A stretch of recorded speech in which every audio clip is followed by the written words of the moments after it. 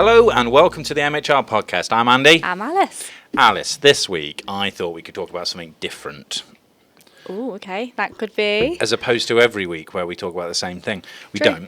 don't. So we've talked about the budget recently. We've talked a lot Yep. about retention, and I wanted to move back into kind of the realm of HR and talk about a kind of a term I've been reading into this week, which is labour hoarding. Have you heard of this before? I've not heard of that actually. No, I found it Labour really hoarding. interesting. A Oh, few right. articles. I mean, it's not new. It's a term that's been used for a good few years yet, but you don't know anything about it at all. No. All right, well, let me tell you what I've read about.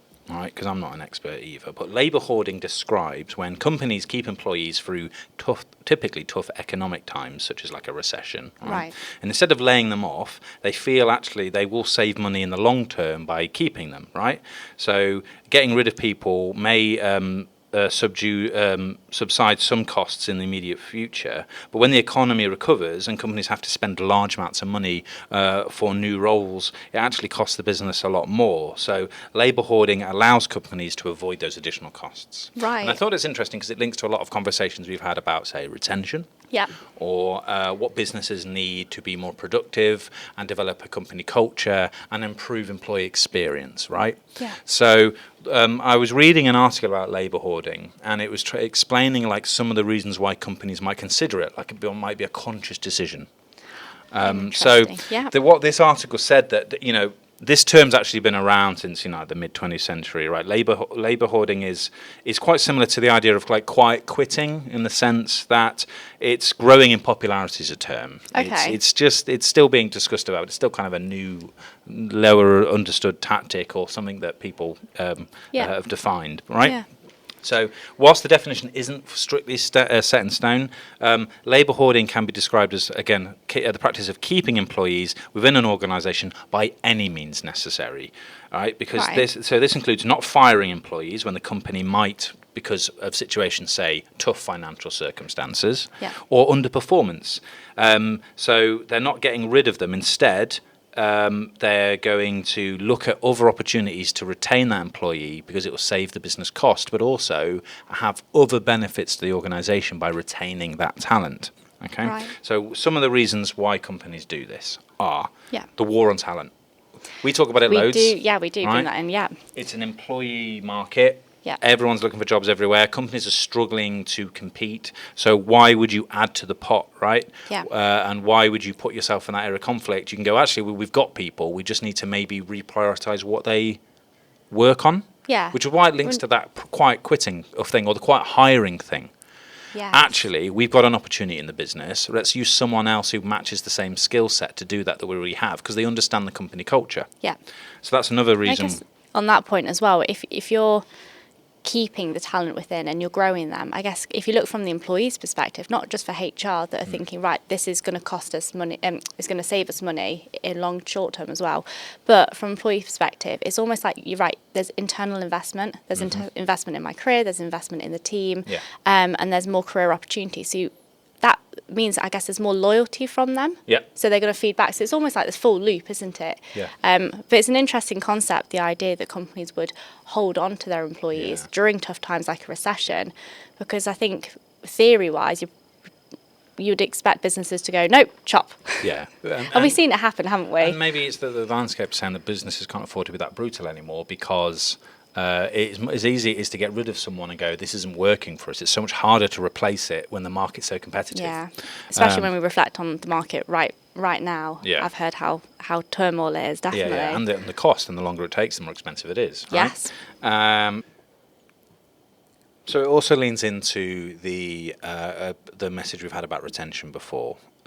So if you want to focus on numbers or employee satisfaction rather than the turnover, actually you'll probably go, okay, well maybe this direction isn't working for us, but I'm not going to let that person go. I'm going to find a new opportunity or avenue for them in the business because we can benefit on the company culture, which goes on to the third point raised here. Companies that value employees and the company culture reap the benefits financially, because retaining knowledge, even if it's not in the right place of the business and moving it somewhere else, still saves you money, but also you're you're retaining that cultural match to your organisation, Yeah. not training someone up to be what the business is already is like. Yeah. I guess looking at culture as well, if you're retaining the same employees, they're going to carry the same values. And it's almost, we talk about the idea of, right, you can bring fresh blood, I think is the saying, isn't it, Yeah. into the business, which is great. But also we spoke about previous podcasts about the value of keeping those employees and building a strong culture. And maybe I think if you've got in your team a couple of people that are leaving, like why quitting, or they've, if the company said, right, we need half the team, it could be quite turmoil for the employees Yeah. that stay behind. So Yeah. the idea of holding on to that team and how it can actually add to your culture and Yeah. the financial benefit of it, I Yeah. can see the image that appears. I can, because I think people's personalities may start to all chip into what that company culture is like, right? Your Yeah. experiences with your employees and the people that you work with are part of what defines that company. And if you lose those personalities, ultimately the culture changes. Yeah. And also, we've talked loads about the risk of getting rid of people and losing that kind of in-house knowledge. So training people up means there's always a skills gap. Yeah. You can avoid skills gap if you keep the skills within the organisation, but maybe move it around. But you True. can still, you're giving more time for the rest of the business to learn about what that person did Yeah. before they completely stop those responsibilities. Yeah. So then if we reflect on kind of, right, a recession's going on and a business, if you're keeping, you're hoarding your Yeah. employees, actually you're more stable. It's almost what we're saying Yeah. at this point, isn't it? Yeah, you're hoarding Yeah. people, but also internal knowledge and processes and experience and an understanding of what the company is, which Yeah. is really hard to train up. And it's expensive because not only have you to find someone, compete with them in a market where maybe wages are going up, so you have to pay more for that talent than you did before, but also you have to spend time in those first few months of that employee's life cycle where they aren't actually performing because you have to train them up to perform. So productivity is lower. Interesting. It Yeah. would be though. Yeah, it's Yeah. true. So yeah, and also the final point here is, why would a company consider labour hoarding? Well, you're still trying to fill roles. Why are you adding to the numbers? Yeah. Simple math. What can't we move? Why don't we move the business based on the resource we've currently got, rather than create roles or add people to a pot that we need to fill? So that's why businesses consider it. But there's been kind of relevant things in the news. The economic situation is quite ropey at the moment. Yeah, Businesses yeah, are it feeling is, a lot of yeah. pressure, especially in like the retail market. And I know you were reading an article about an organisation that's had to make some drastic cuts recently. Yeah, very recent actually. I think it was literally just last week this article popped up, but it's the Body Shop. So what's kind of popped up in the news is the fact that they've done what this article says. It's a brutal mass sacking. So we're just speaking about the idea of businesses should be holding Yeah. on to these employees and keeping that culture. But with the Body Shop, it looks like they're heading for administration. So it seems like their tactic here is actually they're saying it in this article that it's protecting those workers from before the company goes into administration, which I think is quite interesting because it's not often I think a company tries to spin a brutal mass sacking Yeah. in a positive light. Because could you Yeah. really say it's protecting the workers? Or Well, they're not workers if you're sacking them. Yeah. So you're not protecting them from anything. You're No. just, and a mass sacking seems very, on any level, through any format, and we'll go on to that in a bit, can seem quite cold and clinical and doesn't seem to factor in for the needs or the well-being of the employee on an individual level. yeah, and then if you flick that to HR, as we said, kind of this podcast, we want to look at the HR side of things. How was that managed? Because obviously we're seeing kind of the end result here. And in this article, it says that they were supposedly sacked via Microsoft Teams, Okay. 270 people. Wow. That's a big call, isn't it? Yeah, so in terms of the way that it was done as well, it very much calls upon, I guess you're challenging their process, but also the reason behind why you would do it that way. Because we speak very much about a high regard of what HR responsibility is, Yeah. and we speak about the vast responsibility they have in all areas of business. But when you've got a business like the Body Shop, who has a very strong brand across the UK, but they're heading for administration, what's occurred kind of lately in the last 2 weeks, it really starts to question what's going on from their side of things. And kind of It doesn't help the brand image, does it? no. No, it definitely doesn't. But then you've got people down the road, Boots, aren't they? Just down the road.